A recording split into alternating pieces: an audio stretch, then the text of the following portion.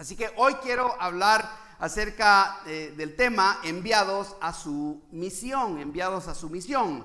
La próxima vez también vamos a hablar, vamos a seguir este mismo tema. Lucas escribe la narrativa de su evangelio en dos partes, ¿verdad? El libro de Lucas y luego el libro de Hechos. O sea, Lucas es la parte A y Hechos es la parte B. Si ustedes los leen en secuencia, se van a dar cuenta no solamente en el lenguaje, sino también en la secuencia que Lucas está siguiendo, ¿verdad? Inspirado por el Espíritu Santo. Él escribe, su primera narrativa es el evangelio, el que le llamamos el evangelio de Lucas, acerca de Jesucristo, ¿sí? Pero luego el libro de Hechos algunos le llaman los hechos de los apóstoles o los hechos de la iglesia, porque en sí, el libro de Hechos representa lo que sucedió allá atrás de la cruz, o sea, después de la cruz, ¿sí?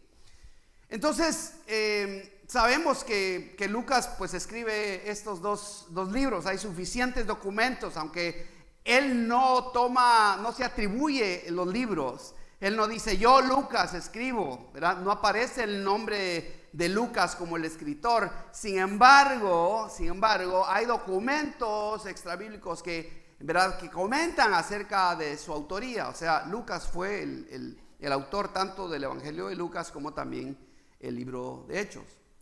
Y justo, ¿verdad?, a principio de ambos escritos, fíjense, aparece el nombre de Teófilo.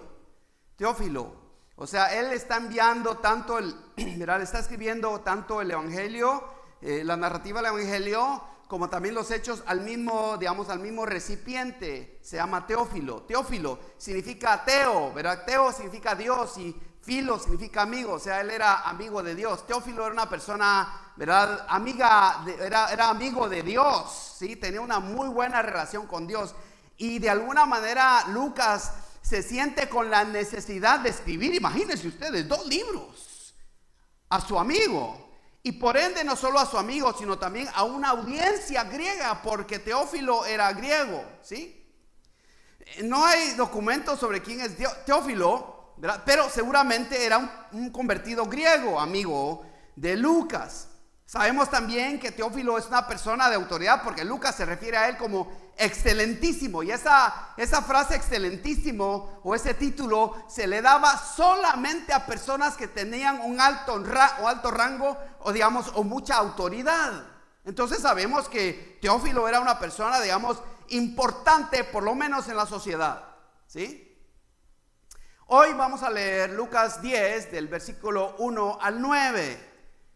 Vamos a leer los 9 versículos, pero solo tendremos tiempo para abordar 4 versículos, solo los primeros 4 versículos. Imagínense, tiene tanto contenido esa narrativa que solamente vamos a dedicarle tiempo a 4 versículos, primero 4 versículos. Pero leamos por favor Lucas capítulo 10, versículos 1 al 9. Yo leo de la Nueva Biblia de las Américas, una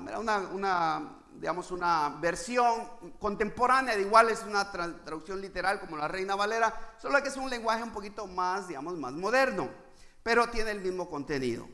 Entonces, Lucas 1 al 9 dice así, leemos la palabra de Dios, ¿verdad? Con la bendición de Dios Padre, Dios Hijo y Dios Espíritu Santo. Dice esta versión: después de esto, el Señor designó a otros 70 y los envió de 2 en 2 delante de él, a toda ciudad y lugar a donde él había de ir. Verso 2, y les decía, o sea, les repitió varias veces diciendo: la cosecha es mucha, pero los obreros pocos. Rueguen, por tanto, al Señor de la cosecha que envíe obreros a su cosecha. La Reina Valera dice: a su mies.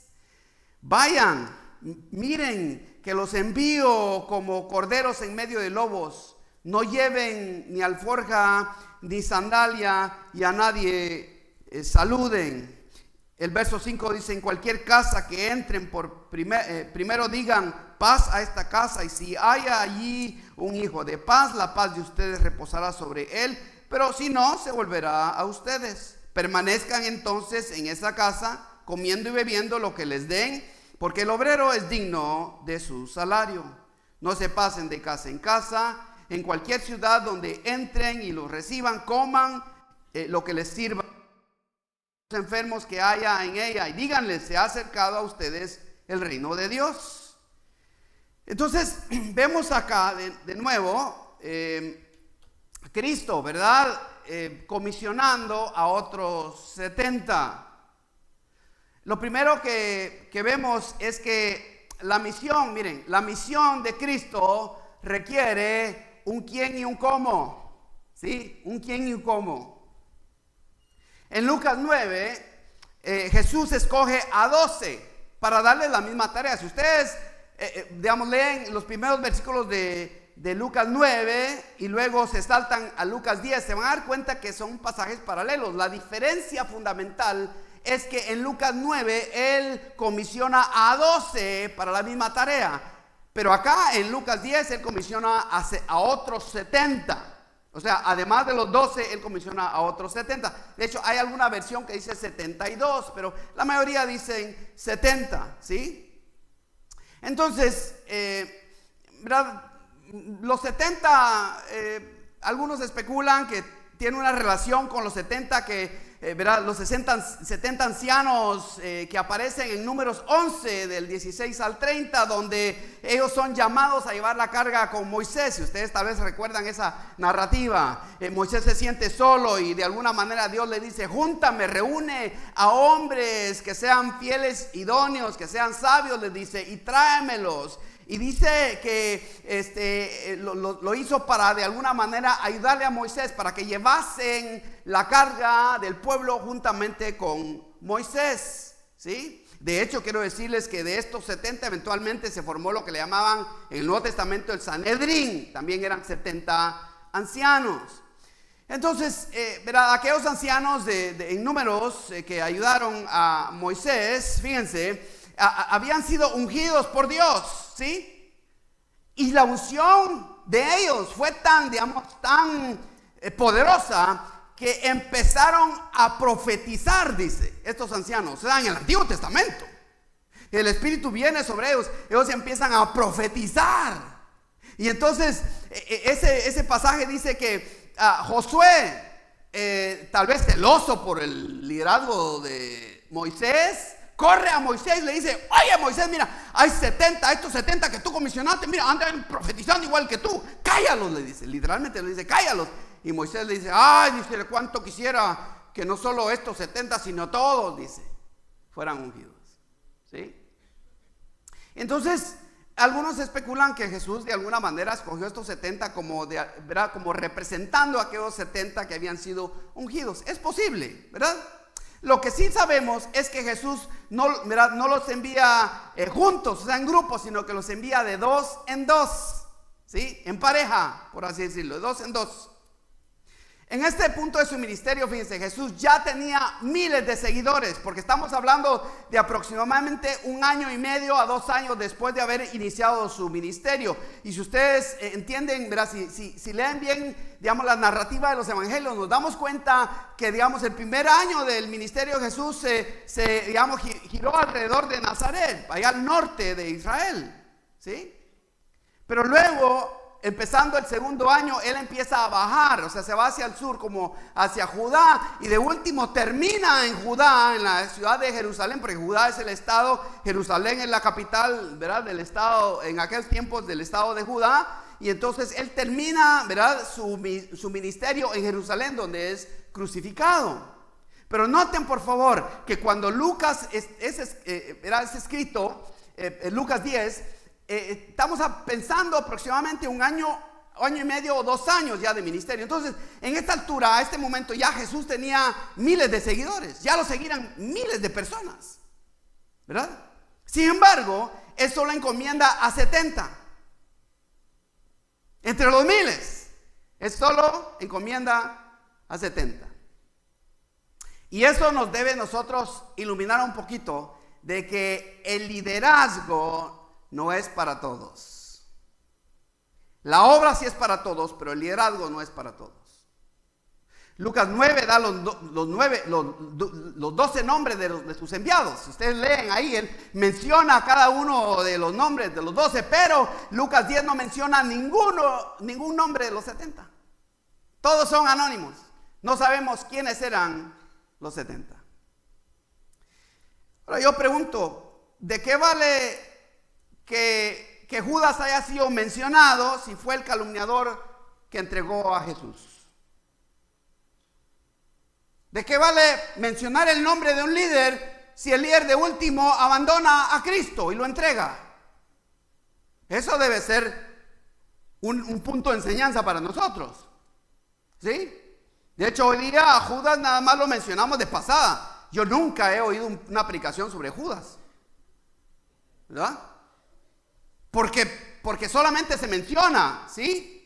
Tuvo un propósito, por supuesto. Reconocemos que hay un propósito soberano en que Dios usa a Judas, aún a Judas, pero de alguna manera no lo recordamos con amor y ternura.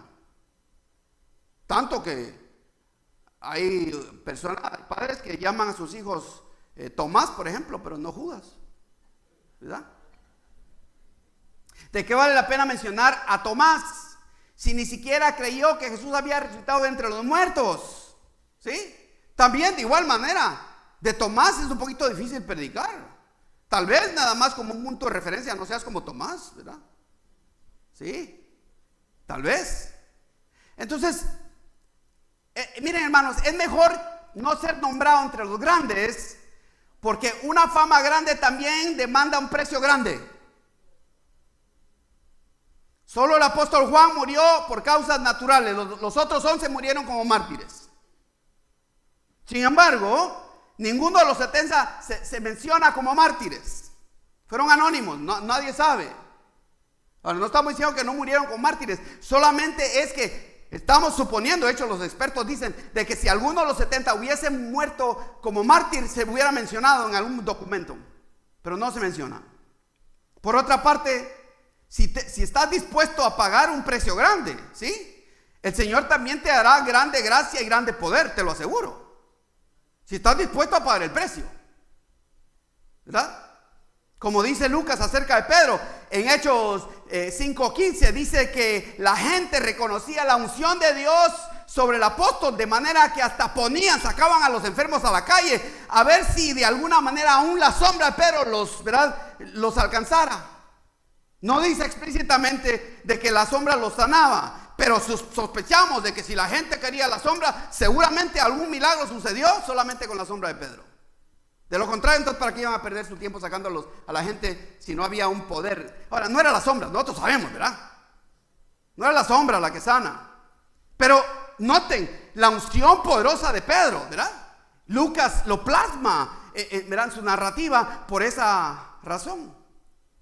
Te aseguro que el Señor derramará gracia y poder sobre ti si testificas con acciones justas y un carácter probado en la iglesia, en tu familia y en tu trabajo. El Señor te va a ungir si lo haces así, ¿sí? Porque estás pagando el precio. Ahora, volviendo a Lucas 10, hermanos, la misión, ¿verdad?, no solo dice a quienes comisionó Jesús, también describe cómo los envió, ¿sí? No solo escribe el quién, pero también el cómo. Los envió, dice, de 2 en 2, ¿sí? No hay, de hecho, un solo indicio de que Jesús los haya enviado por la combinación de sus personalidades. O sea, miren, este es extrovertido, lo voy a poner con otro extrovertido, ¿sí? ¿Verdad? O este es introvertido, lo voy a poner con otro introvertido, ¿sí? O este flemático lo voy a poner con otro flemático para que sean fuertes, ¿no? No hay tal cosa. Hoy día en los trabajos se estudia mucho acerca de la personalidad para de alguna manera tener equipos que son homogéneos, equipos que pueden trabajar, que la gente, los miembros de los equipos tengan la misma personalidad de alguna manera para que congenien, ¿sí? Pero Jesús no hizo eso, los envió, solo dice que los envió de 2 en 2, ¿sí? Lo cual también nos dice a nosotros que en la iglesia, hermanos, ¿verdad?, cuando trabajamos juntos, no todos vamos a tener la misma personalidad, ¿sí? Así como hay personas que son, ¿verdad?, como la espada bien afiladita, también hay nopales, ¿verdad?, que necesitan ser, ¿verdad?, que necesitan que le corten las espinitas. O sea, hay de todo, ¿sí? Jesús no comisiona a estos por su personalidad, tampoco lo sigue haciendo en la iglesia, ¿sí? No los combinó, o sea, no los envió por su nivel de madurez o su habilidad evangelística. La clave en esto está en que los envió de dos en dos. Esa es la clave. Es el indicio claro que nos dice acá. De hecho, ¿saben ustedes que los entrenadores de atletas han descubierto que si un joven de 150 libras de peso, o sea 68 kilos, ¿verdad? Le dan, digamos, una cuerda para tirar, digamos, un peso sobre una superficie horizontal, ¿sí? Este joven puede tirar, ¿verdad?, hasta 100 libras, o sea, unos 45 kilos. Un joven de 150 libras de peso puede cargar casi cerca de su, digamos, puede jalar casi cerca de su propio peso. Pero si ponen a otro joven del mismo peso, entre los dos, fíjense qué interesante, uno solo, ¿verdad?, puede de alguna manera tirar 100 libras, pero dos, 243 libras. Interesante, ¿verdad? O sea, es un aumento del 22%. De hecho, esto se comprueba empíricamente. Por ejemplo, cuando usted hace tamales y tiene ayuda, los tamales le salen más rápido, ¿verdad que sí? ¿Aló? ¿Verdad? A los constructores, ¿verdad? La construcción, ¿verdad? Digamos, abunda más cuando hay dos, por lo menos dos, ¿sí? La limpieza de igual manera, ¿sí? Hay dos o más, se limpia más rápido porque entre todos hay algo acerca de estar juntos, de que nos animamos unos a otros. O también, digamos, la confluencia de ideas, o sea, compartir ideas entre dos personas es mucho mejor. Ustedes no saben lo difícil que es escribir un bosquejo uno solo, ¿eh? Es difícil, se lo digo, uno solo. En cambio con dos es más fácil, porque se están intercambiando ideas. De igual manera así es el trabajo, de igual manera así es el ministerio, de igual manera así es en el hogar. Cuando los padres están juntos y hablan unos con otros, esos niños aprenden a reverenciar a sus padres. Pero si el padre le dice sí, la mamá le dice no, ese niño ya sabe a quién ir, ¿verdad?, y a quién calumniar. ¿Aló? Quizá alguno de ustedes fue calumniador cuando era chiquito. Entonces, vemos también, ¿verdad? O sea, combinar personas, aún en el ministerio las cosas abundan. También se comprueba bíblicamente, miren, esto se comprueba bíblicamente. Por ejemplo, en Eclesiastés 4:2 dice que no solo, ¿verdad?, que uno solo puede ser vencido, pero dos pueden resistir el ataque. ¿Sí? Mateo 18:16 dice que si tu hermano no te escucha, debes llevar a otro. Mateo 18:19 dice que si dos se ponen de acuerdo en orar por algo justo, el Padre mismo le responderá. Mateo 18:20 dice que donde hay dos o tres, Jesús mismo está ahí presente. O sea, ¿verdad? Es un principio, digamos, global en cuanto a la Biblia. Proverbios se repiten varias veces, por lo menos 4 veces, de que todo creyente que busca consejeros sabios tendrá victoria, paz y triunfo. Se le garantiza victoria, paz y triunfo si busca consejeros sabios en la iglesia. ¿Sí? Entonces, ya vimos, ¿verdad?, quiénes son los 70, por lo menos tenemos una idea, pero, ¿verdad?, ¿qué aplicación podemos, digamos, hacer acerca del cómo de la misión? Miren, ya que Jesús los envía de dos en dos, nosotros también debemos ir de dos en dos a visitar a los enfermos y a compartir la esperanza de Cristo con nuestros amigos y familiares. Hay apoyo cuando dos personas se reúnen para compartir el evangelio con sus amigos o sus familiares, o en la calle con los desconocidos de igual manera. Hermanos, ser cristianos, miren, ser cristianos no es solo tener la doctrina correcta. De hecho, hay una palabra muy elegante que le llaman, digamos, a la doctrina correcta, le llaman ortodoxia. Tal vez ustedes han oído esa palabra, ortodoxia, ¿sí? Pero no solamente es necesario tener una doctrina correcta, también es necesario tener una práctica correcta. Es otra palabra elegante también que se usa, es ortopraxia, ¿sí?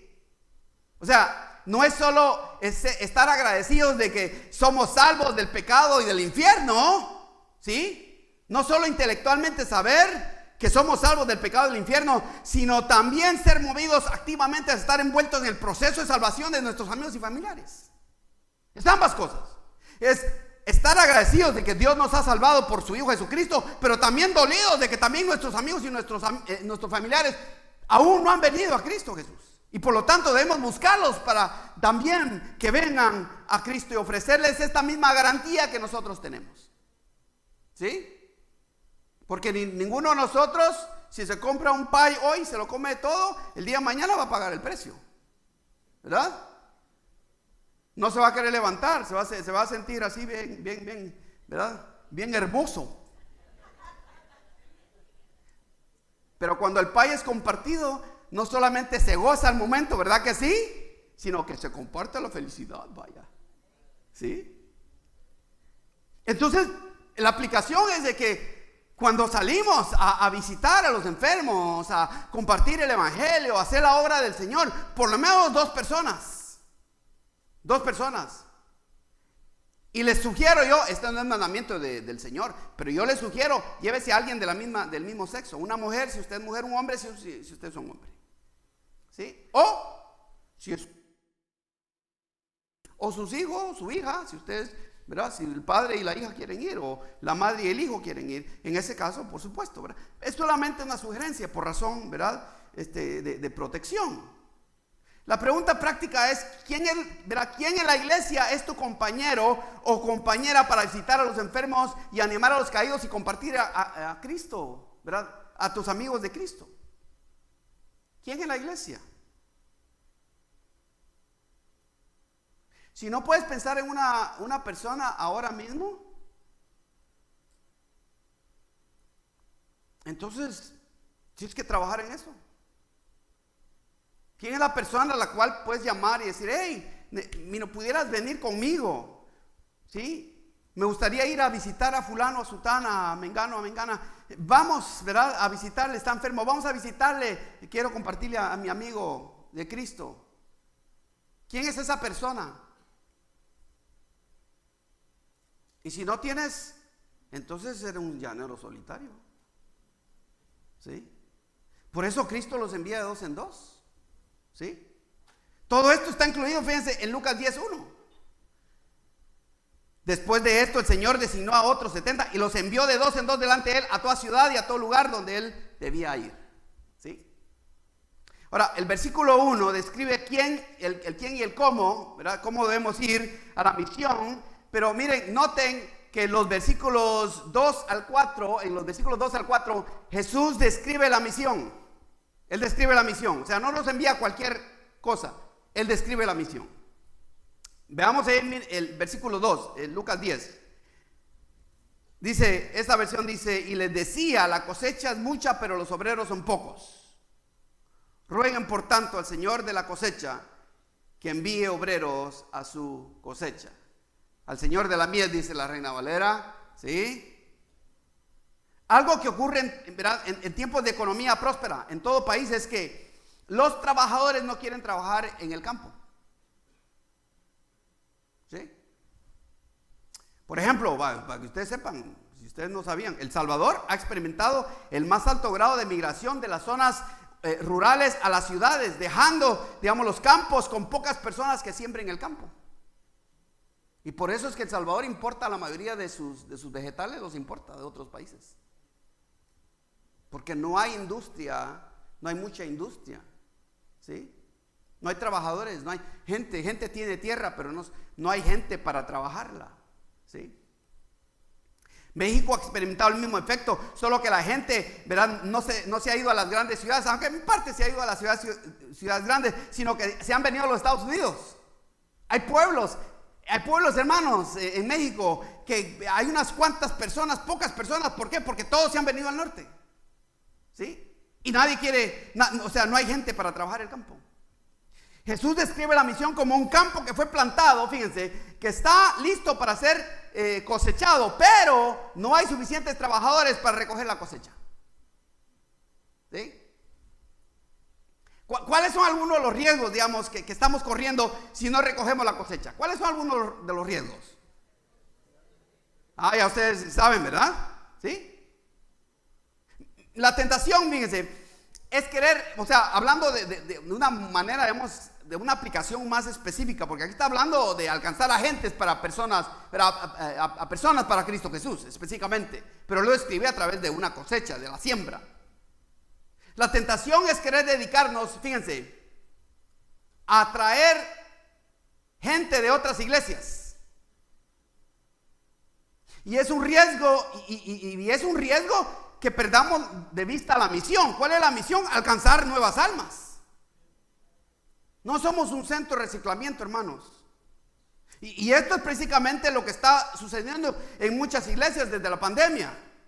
¿Sí? ¿Aló? Otro riesgo es que la cosecha se eche a perder, como ustedes ya lo figuraron, ¿no? Ahora, yo pregunto, ¿creen ustedes que Dios apruebe que se pierda la cosecha? ¿Sí? No, ¿verdad? El Señor describe, fíjense, su misión como el trigo que cuelga, ¿sí? Como el trigo que cuelga de la espiga, no como costales de grano recogidos. ¿Sí? Pablo decía, yo no sirvo en un lugar donde ya alguien ha sembrado, decía. ¿Sí? Pablo iba a lugares donde nadie había sembrado. Él fue pionero en esa idea. Atrás venían a veces los judaizantes o gente que a veces no tenía el mismo cariño, el mismo afecto por la iglesia. Pero el Señor describe su misión como ¿verdad? Trigo que cuelga. O sea, para obtener el trigo hay que irlo a recoger. Hay que irlo a quitar, ¿verdad? Como hacían en aquel tiempo. Cortaban las espigas, las amarraban y luego, miren, hermanos, miren, trabajo para sacar el grano. Así es la tarea de evangelismo, ¿sí? No nos dice que reclutemos obreros de otra iglesia. Tampoco, fíjense, nos dice que esperemos hasta que vengan los obreros. ¿Sí? Él dice, rueguen por tanto al Señor de la cosecha que envíe obreros a su cosecha. Ahora, ¿cuál es la tendencia de algunos líderes? Hablando del liderazgo, ¿verdad? Algunos líderes que no tienen suficientes personas para alcanzar a otros. ¿Cuál es la tendencia? Bueno, les voy a dar acá unas 4, ¿verdad? Que he observado. Una es lamentarse con otros, sean privado o en público. Otra es quejarse a espaldas de quienes no quieren servir.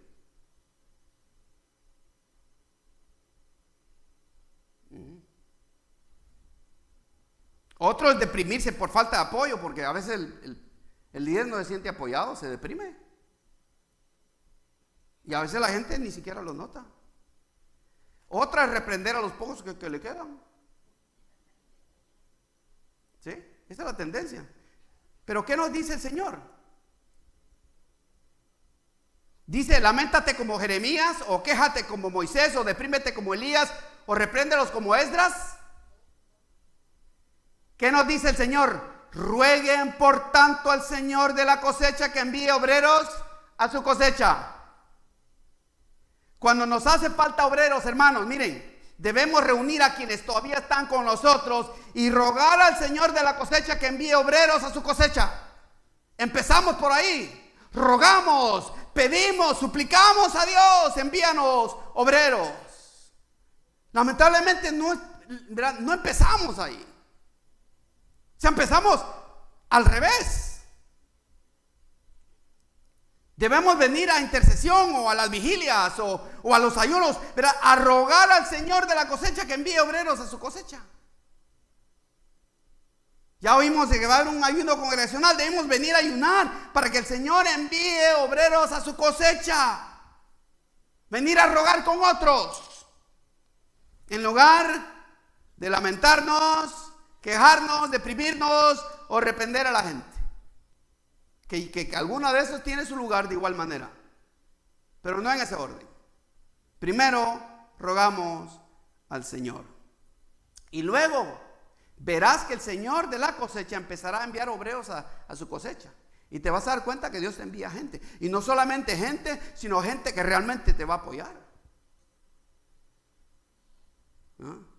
Ahora, ¿qué le motiva al Señor a enviar obreros a su cosecha? ¿Cuál es la motivación de Dios? Bueno, primero, porque no es tu cosecha. La cosecha se convierte en tuya cuando piensas que se trata de inflar tu ego. De que el liderazgo es inflar tu ego, de que otros deben reconocerte, de que te deben dar un lugar, ¿verdad? Emanciparte a un lugar. Si usas el ministerio como plataforma para tu ego, hermano, te digo, un alfilercito y ¡pum!, se acabó todo. ¿Aló?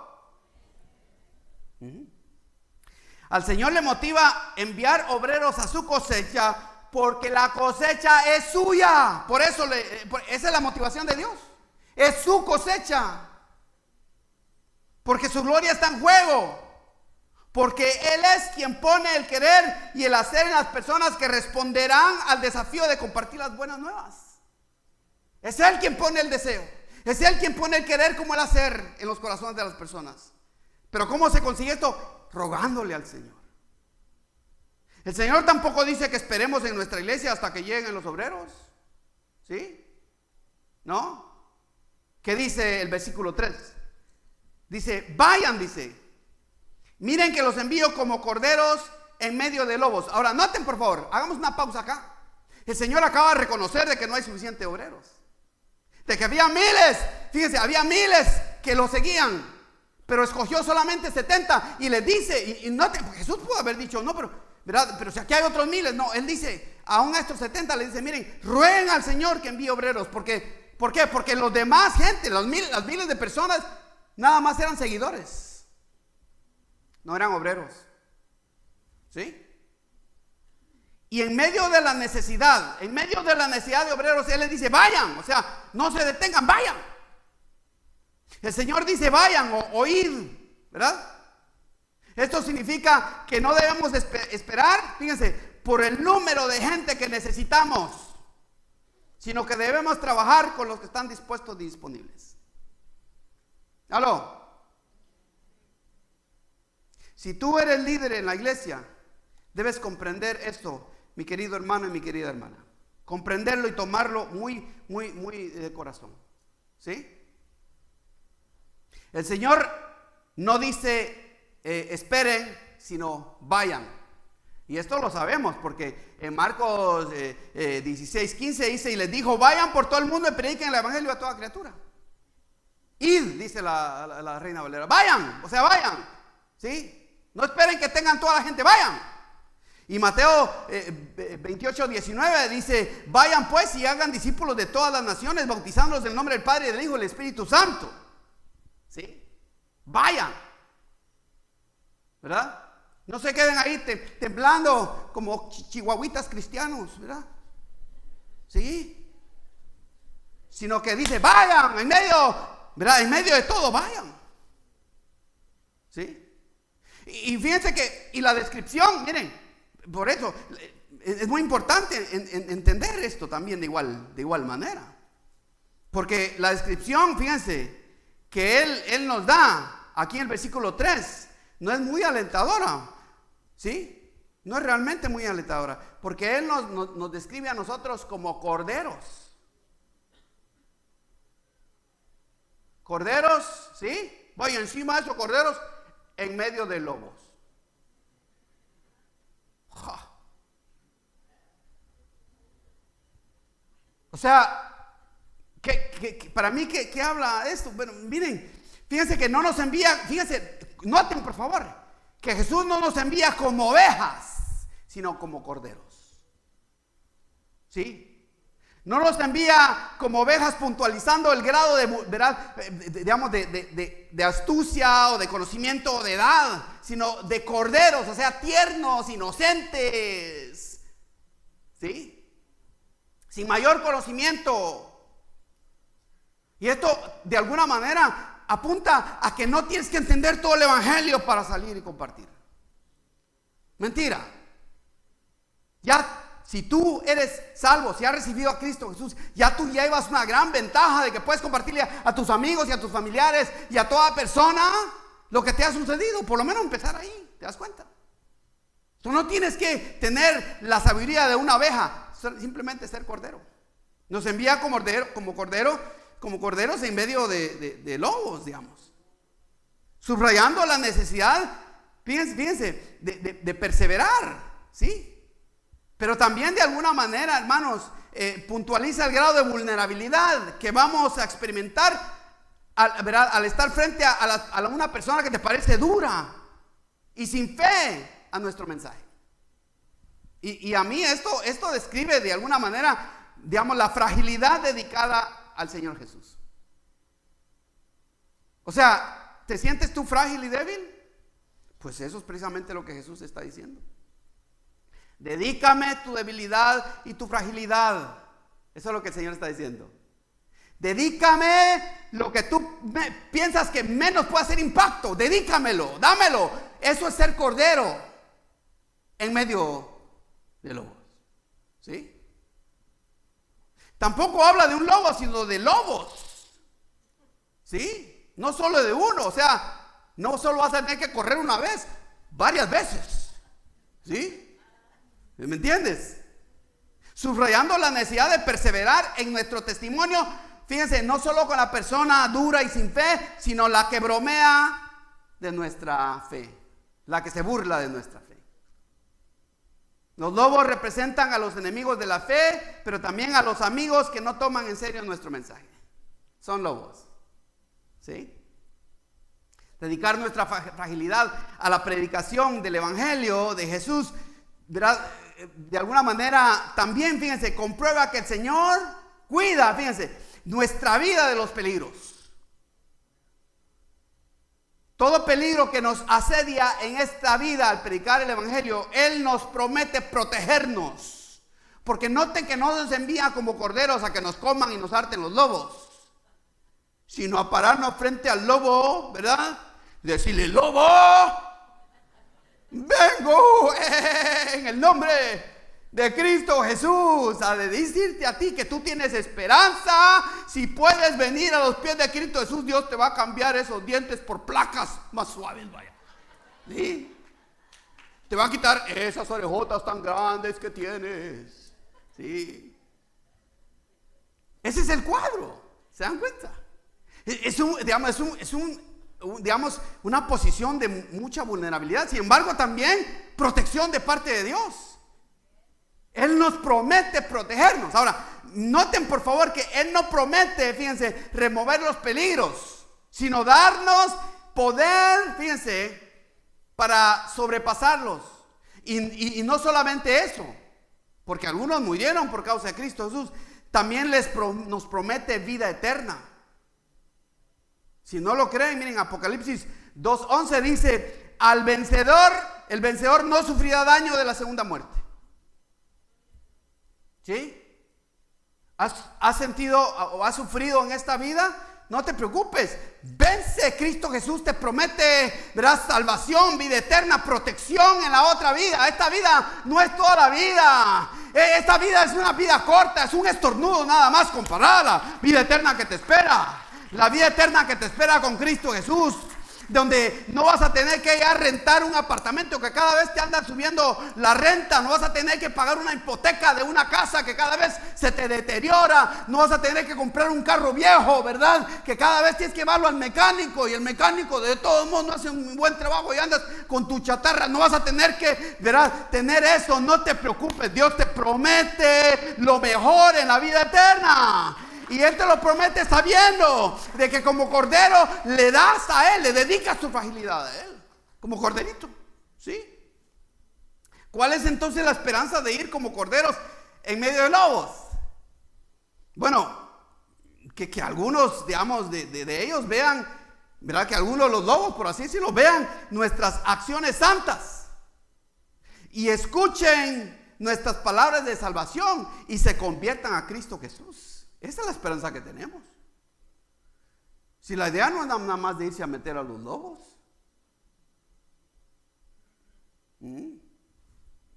La idea es traerlos a Cristo Jesús. Yo quiero preguntar acá, ¿verdad?, algo muy personal. ¿Cuántos de ustedes han experimentado el privilegio de traer a una persona extraña a los pies de Cristo Jesús? Tal vez en la calle, alguno en la calle, ¿verdad? Alguien que no conoce. Qué rico se siente el corazón, cuando uno puede hacer eso. Que en la conversación sale el evangelio y uno les predica el evangelio y uno termina llevándolos a los pies de Cristo Jesús. ¿Sí? O más significativo todavía, ¿cuántos hemos traído a un amigo al evangelio? ¿Sí? La descripción de la misión incluye ser enviados frágiles en medio de un mundo aterrador, pero también nos demanda que tengamos fe, dependiendo totalmente de Él. No de que somos corderitos tampoco. No es nuestra identidad, sino que atrás del cordero está un león rugiente defendiendo a cada uno. Atrás de cada uno de nosotros está el Dios todopoderoso con todo su armamento y todo su poderío detrás de nosotros, ¿sí? Por razón del Hijo que uno predica, el cordero predica, el corderito predica, ¿sí? Y de último, un señor, miren el verso 4, hablando de dependencia, les dice, no lleven bolsa. Esta versión dice, no lleven bolsa, ni alforja, ni sandalia, y a nadie saluden por el camino. Primero, fíjense, Jesús, ¿verdad?, designa a 70 discípulos anónimos. Luego los envía de 2 en 2. Después les dice que oren. Y aunque no hay suficientes obreros, les dice, vayan, ¿sí? Ahora les dice que lo que más necesitan en ese momento es fe mientras van a la misión. Fe para creer por tu amigo, fe para creer por tu familiar, fe creyendo que Dios está tocando el corazón de ese amigo, de esa amiga, fe creyendo de que tus palabras, aunque tal vez no ves en la persona, ¿verdad?, el resultado que tú quieres ver, pero esas palabras cargadas con el poder del Espíritu Santo están llegando a un corazón que está siendo transformado y dispuesto para el evangelio. Fe creyendo en Dios, fe no creyendo en tus palabras, sino en las palabras de Dios que salen a través de tus labios. Les dice que no lleven bolsa, ni alforjas, ni sandalias, y que no saluden a nadie por el camino. ¿A qué se refieren estas cosas? Bueno, primero pienso yo que esto significa ¿verdad?, que no nos distraigamos con las cosas que hacen nuestra vida más fácil. ¿Sí? Porque de eso se trata. Por el hecho de que las bolsas, las alforjas y las sandalias son accesorios, porque ahora las mujeres tienen sus bolsas, sus handbags, ¿verdad? Sus sandalias, ¿sí? Esto habla precisamente de las cosas que hacen nuestra vida más fácil y más bonita. Y el Señor, ¿verdad?, creo que el Señor está diciendo, no te distraigas con tu vestuario, porque la gente quiere ver tu santidad y oír tus palabras, ¿sí? No te distraigas ¿verdad?, con tus uñas. Está bien, si las quieres andar bien bonitas, está bien, es cosa tuya. Tu plata, pues, ¿verdad? Si te quieres hacer un pedicure, andar, es cosa tuya, ¿no? ¿Sí? Pero no te distraigas por esas cosas. No dejes que esas cosas tomen el lugar, que le dediques tanto tiempo al espejo, que te olvides de tus amigos y tus familiares que necesitan a Cristo Jesús. Que te encierras tú solo detrás del televisor, detrás de la comodidad de tu hogar o donde quiera que, ¿verdad?, te encuentres, y te olvides de que las personas que están alrededor tuyo necesitan de Cristo Jesús. ¿Sí? Segundo, yo creo que esto, ¿verdad?, de la forja, las sandalias, las bolsas, ¿verdad?, dice que, ¿verdad?, también, ¿verdad?, no solamente eso, sino que dice que no saludemos a nadie en el camino, que no saluden a nadie en el camino. En otras palabras, no se distraigan, fíjense, noten, no se distraigan con gente que va en el rumbo contrario. ¿Sí? O sea, si tú ya te comprometiste con Cristo Jesús y tienes tu ticket hacia la gloria, sigue caminando hacia la gloria. Pero no la vecina, la gloria de Cristo. Eso para aclarar, por cierto. Y si la pancha está comprometida con el diablo y va rumbo al infierno, pues van en caminos opuestos. O sea, no te detengas, ¿sí? No te detengas.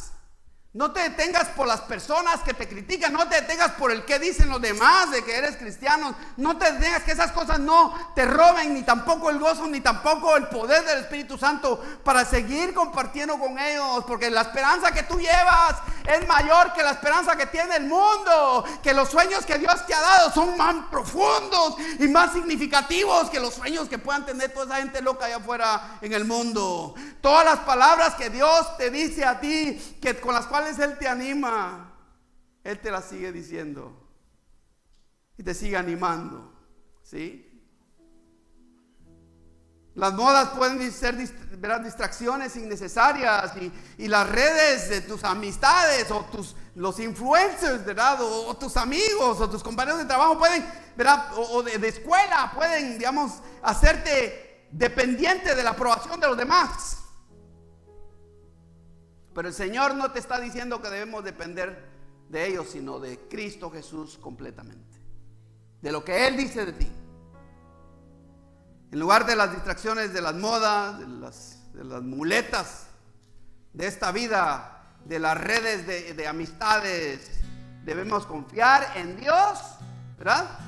En Dios solamente. Tener fe y seguir con fe, confiando en Dios. Que el resto del año nuestro caminar esté tipificado, descrito como un caminar de fe, firmes y adelantes, huestes de la fe, dice, sin temor alguno, porque Cristo, ¿verdad?, nos ve, Cristo nos dirige. Debemos seguir adelante como, ¿verdad?, como huestes, como parte del ejército de Cristo Jesús, con fe, con confianza, admirando a nuestro Señor y Salvador, y de alguna manera pasando en medio de lobos, en medio de circunstancias difíciles, confiando en nuestro Dios y Salvador.